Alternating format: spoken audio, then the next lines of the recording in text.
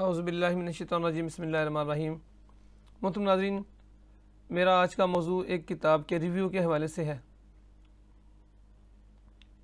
ये किताब आज के हालात के हवाले से इंतहाई अहम है, इसलिए आपसे दरख्वास्त है ये वीडियो आखिर तक देखिएगा।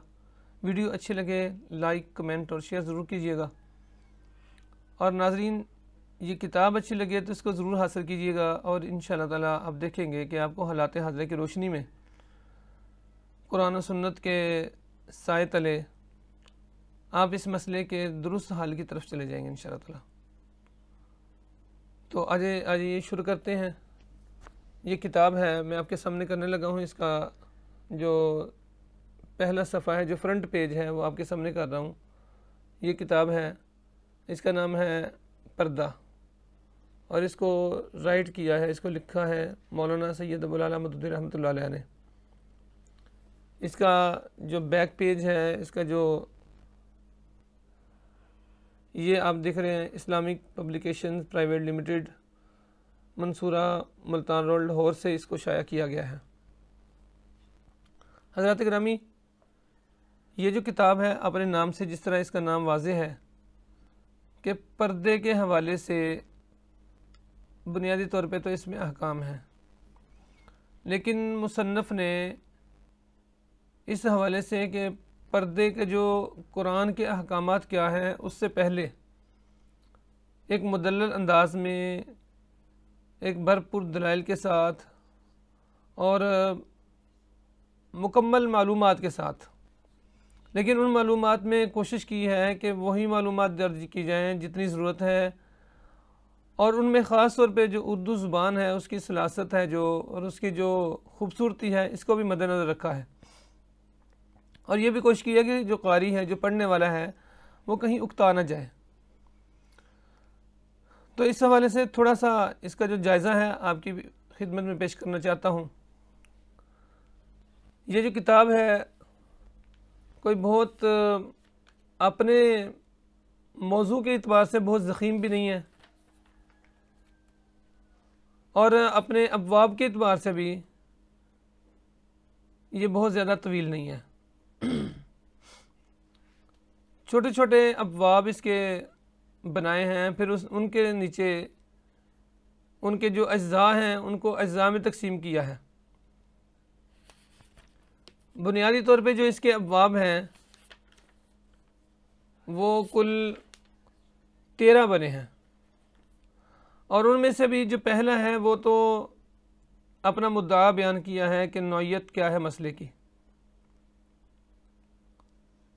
नौइयत मसला के नाम से पहला बाब है, और आखिरी इसका बाब जो है वो ख़ात्मा के नाम से है, यानी इसको आखिर में किसी एक नुक्ते पे इसका ख़ात्मा किया गया है।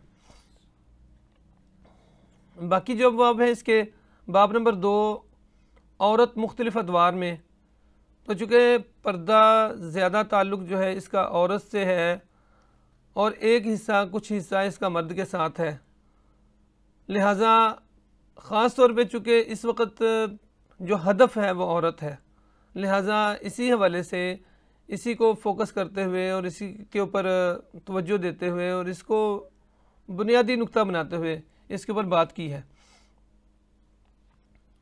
और इसमें जब औरत की बात हो रही है मुख्तलिफ़ अदवार में, तो इसके हवाले से जो हमारे ज़हन में, आपके ज़हन में भी देखें, पहली तहज़ीब जो सबसे बड़ी तहज़ीब है जो नुमायाँ है वो कौन सी आती है?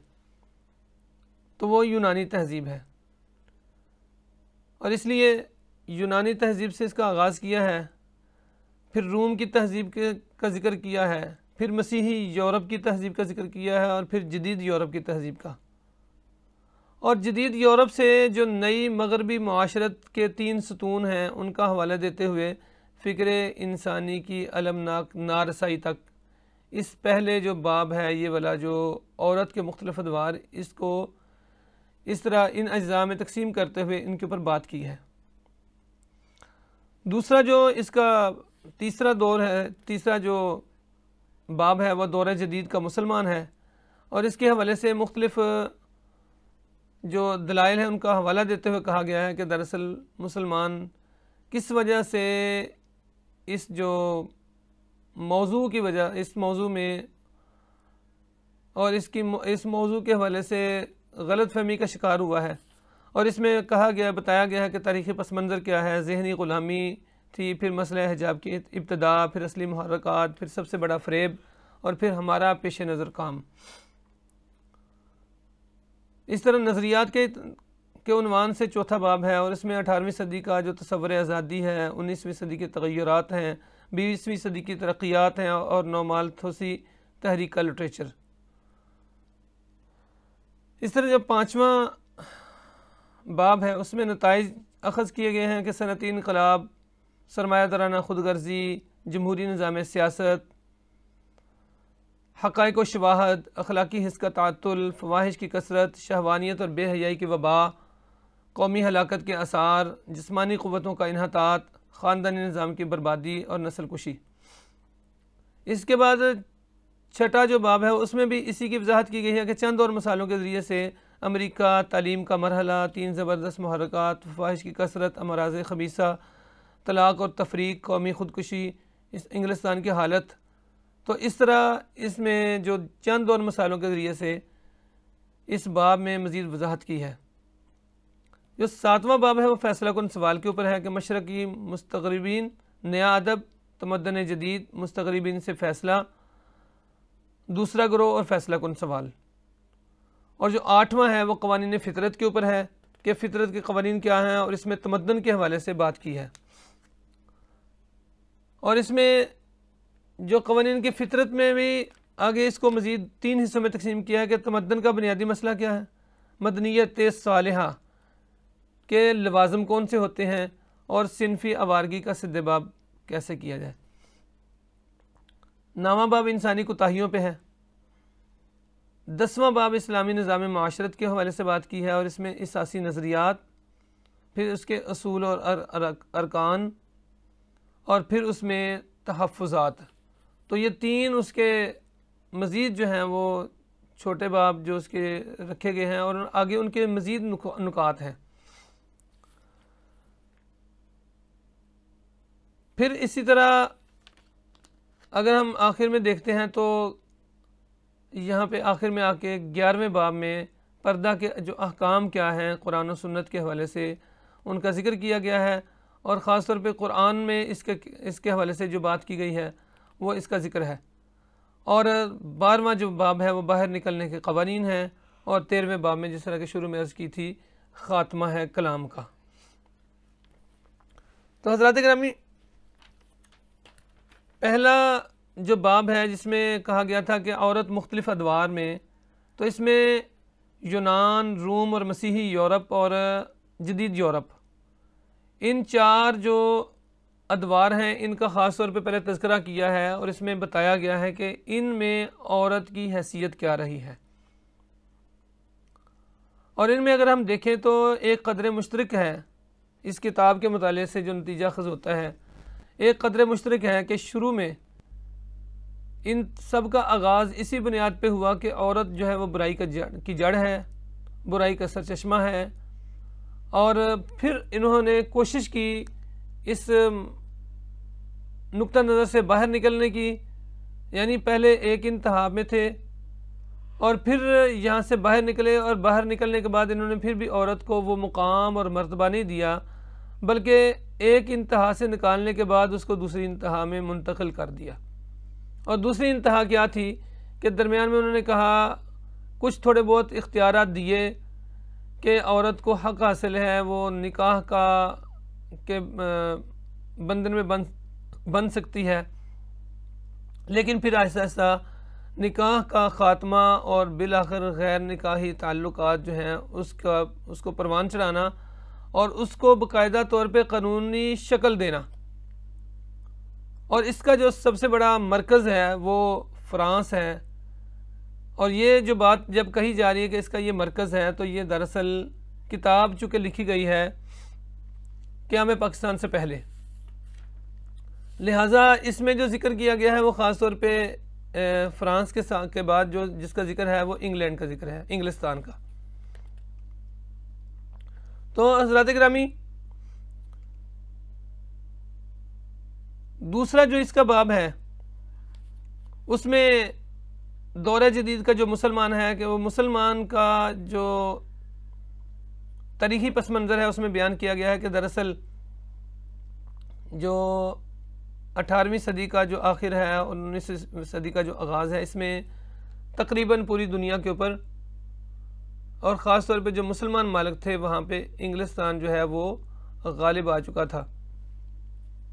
चंद एक जगहों पे कुछ और मुल्क भी गालिब आ चुके थे।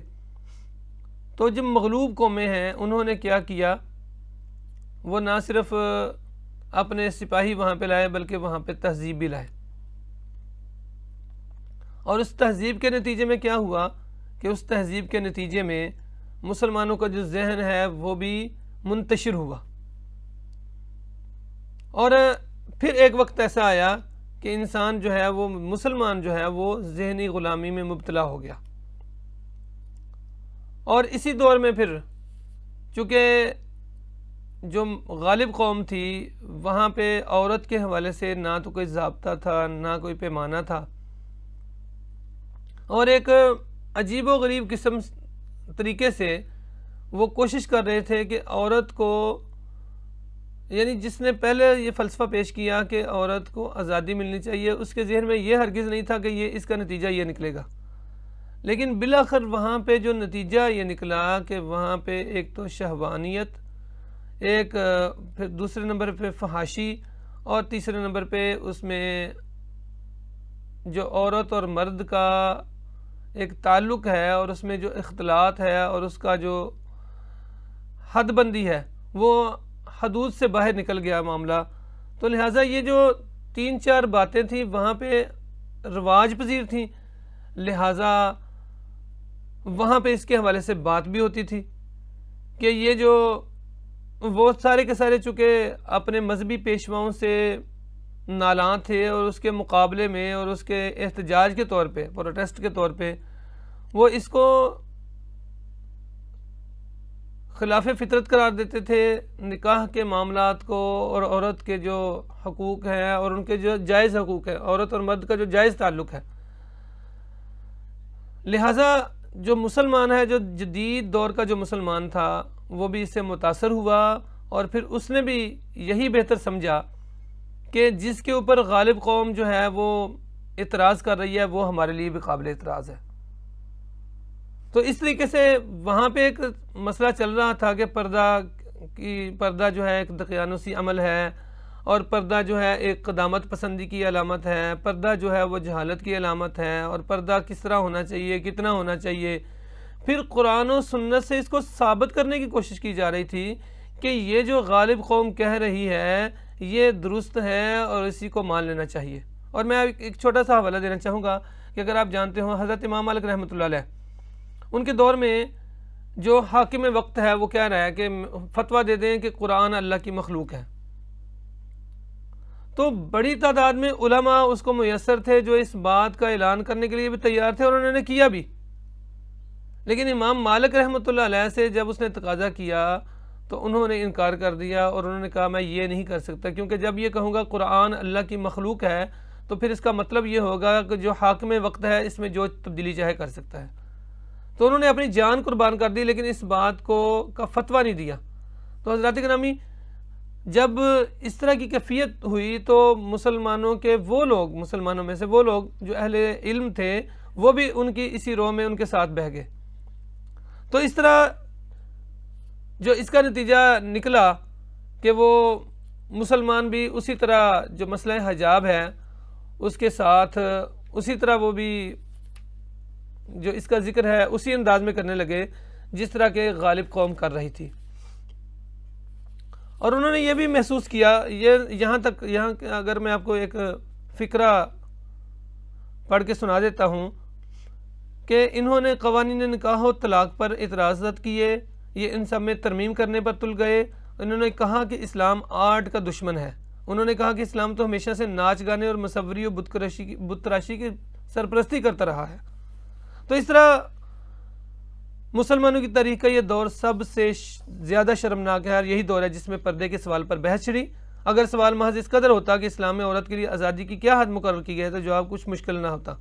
ज़्यादा से ज़्यादा जो इख्तलाफ इस बाब में पाया जाता है वो महज इस हद तक है कि चेहरा और हाथ को खोलना जायज़ है या नहीं, और ये कोई अहम इख्तलाफ नहीं है, लेकिन दरअसल यहाँ मामला कुछ और है। तो वहाँ पे हरम और पर्दा और नकाब है उसको नहायत नफ़रत की निगाह से देखा जाता था। तो इसलिए फिर वहाँ पे क्या हुआ कि दरअसल जो नक़ब लगाई जा रही थी वो तो हरम के ऊपर थी कि ये जो औरत का जो तक़द्दुस है और ये जो हरम का तक़द्दुस है इसको पमाल करने का प्रोग्राम था, लिहाजा मुसलमान भी इस रो में बह गए। और असली इसके मुहर्रकात क्या थे कि वो भी चाहते थे कि जिस तरह वहाँ पे हमारी गालिब कौम जिस तरह मामलात कर रही है हम भी उसी तरह करें, लिहाजा उसका उन्होंने आसान हल ये निकाला कि इसको कुरान और सुन्नत से साबित करने की कोशिश की जाए। और फिर वो इस फ्रेम में मुब्तला थे। किस फ्रेम में मुब्तला हो गए? वो इस फ्रेम में मुब्तला हो गए कि उन्होंने कुरान और सुन्नत से बाकायदा इसका इस्तदलाल, कुरान और हदीस से इसका इस्तदलाल करने की कोशिश की। तो जो मुख्तलिफ जो नज़रियात हैं पर्दे के मुखालफत में और जिन वजूह की बुनियाद पे इसकी मुखालफत की जाती है, फिर चौथे बाब में उन नज़रियात का अहाता किया गया है और उसमें कहा गया कि ये एक सबूती व इजाबी बुनियाद पर कायम है, यानी ये आम नज़रियात नहीं है। और यहाँ पे जो बात की गई 18वीं सदी का तसव्वुर आज़ादी, इसका पहला नुक्ता है कि इनमें जो फ़िलासफ़ा और उलमाए तबीन और अहले अदब ने इस्लाह की आवाज़ बुलंद की थी, उन्हें दरअसल एक ऐसे निज़ाम तमद्दन से साबका दरपेश था जिसमें तरह तरह की जकड़बंदियाँ थीं और बिला वजह की थीं। तो वो इस वजह से इससे मुतासर हुए और उन्होंने इससे कहा कि ये तो बिल्कुल हमें ये कबूल नहीं है। तो हज़रत गिरामी वहाँ पे एक आज़ादी का एक तसव्वुर बना और ये आज़ादी का जो तसव्वुर है ये ख़तरनाक था। फिर जो 19वीं सदी है इसके तग़य्युरात, फ़्रांस का इनकलाब रुनमा हुआ और उन्होंने ये कहा कि ये असमत क्या बला है, ये जवानी पर तक़वा की मुसीबत आखिर क्यों डाली गई है, निकाह के बगैर अगर कोई किसी से मोहब्बत कर ले तो क्या बिगड़ जाता है। तो ये आज भी आप देखें, आज हमारे सारे ड्रामे इसी की बेस पे हैं, ज़रा गौर कर लें, देख लें। फ़िल्मों की सारी जो अक्सबंदी है वो इसी तनाज़ुर में की जा रही है और आज जो नावल नगार भी हैं वो किसी न किसी हद तक इससे मुतासर होते हैं और इसी को जो आज का अदब है अमूमन इसको परवान चढ़ाने में कोशा है। और इसमें फिर मुख्तलिफ जो हैं वो अदीब हैं उनका हवाला दिया गया है और उनमें एक अफसानवी ग्रोह बाकायदा उठा। उनमें 19वीं सदी के आगाज़ में जॉर्जिया इस ग्रोह की लीडर थी और उसके बाद फ्रांसीसी शायर अल्फ्रे मेसे, फिर एक इस तरह एक पूरी लंबी फ़हरिस्त है।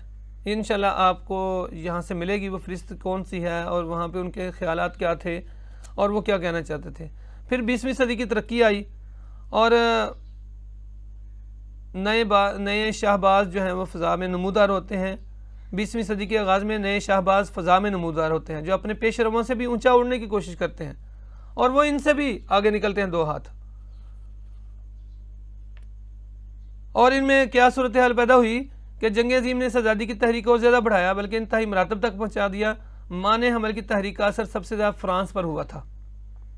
मुसलसल 40 साल से फ़्रांस की शरह पैदाइश गिर रही थी। फ़्रांस के 87 अज़ला में से सिर्फ 20 अज़ला ऐसे थे जिनमें शरह पैदाइश शरह मवाद से ज़्यादा थी। तो ये इसका नतीजा था और ये ऐसा नहीं हुआ कि फिर ये नीचे आया, ये आगे ही बढ़ा। और फिर नौमालथुसी तहरीक का लिटरेचर है उसने किरदार अदा किया और भरपूर अंदाज से और बड़ी शिद्दत से इसका जो है वो उन्होंने इसको लेके उठे। इसका नतीजा क्या निकला कि इसके नतीजे में इसके जो असरात हैं वो सनती इनकलाब और उसके असरात भी पड़े। सरमायादाराना खुदगर्जी ने भी इसको मुतासर किया, जमहूरी निज़ाम सियासत ने भी इसको मुतासर किया और इसके नतीजे में जो इसके हक़ाइक़ और शवाहद हैं वो क्या हुआ कि ये जो तीनों अनासर थे इन्होंने क्या किया इनकी वजह से एक अखलाकी हिस्स का तातुल जो है वो बर्पा हुआ। वहाँ पे इसके नतीजे में जो दूसरा बड़ा काम हुआ वो फवाहिश की कसरत यहाँ पे पैदा हो गई, और फिर तीसरे नंबर पे शहवानियत और बेहयाई की जो वबा है उसने पूरे माशरे को अपने शिकंजे में ले लिया, और इसका जो नतीजा ये निकला कि कौमी हलाकत जो है वो उसके आसार वाज़ेह होना शुरू हो गए, और जो जिस्मानी क़ुव्वतें हैं उनका इन्हतात और ख़ानदानी निज़ाम की बर्बादी। तो इस तरह ये नताइज जो हैं वो बरामद होना शुरू हुए, और आखिर में जो बात है कि ये मामला कहाँ तक पहुँचा, नस्ल कुशी तक पहुँच गया। और अब वो बात जो शुरू हुई थी औरत की आज़ादी से, वो आखिर में नस्ल कुशी तक पहुँच गई। तो हज़रात गिरामी, ये इस अंदाज से मुसन्नफ़ ने इसको वाज़ेह किया है। उम्मीद है जब आप इसका मुताला करेंगे इंशाअल्लाह आप मज़ीद वज़ाहत के साथ इसको देखेंगे, और इंशाअल्लाह ताला आप इसको हालात की रोशनी में और हालात हाज़िरा की रोशनी में देखेंगे तो इंशाअल्लाह आप भी महसूस करेंगे कि ये वाक़अतन एक अहम मसला है, और इसके ऊपर आवाज़ उठाना भी ज़रूरी है और इसको समझना भी ज़रूरी है। शुक्रिया।